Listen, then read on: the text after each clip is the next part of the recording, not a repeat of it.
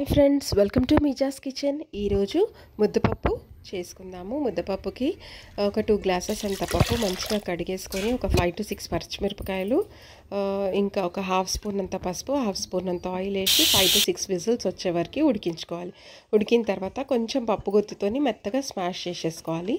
ఆ తర్వాత మంచిగా పోపు వేసేసుకోండి. వెల్లుల్లిపాయలు, ఒట్టిమిరపకాయలు, కరివేపాకు, జీలకర్ర, ఆవాలు, ఇంగు వేసుకునేటోళ్ళు ఇంగు ఇవన్నీ వేసుకొని మంచిగా పోపిచ్చేసేయండి.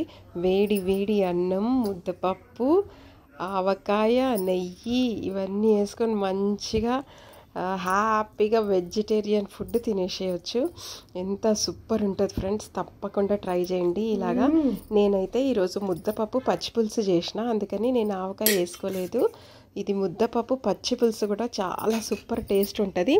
ఒక్కసారి ట్రై చేయండి, చాలా బాగుంటుంది.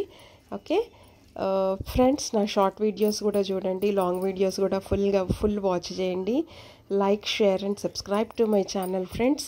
Thank you for watching. Super.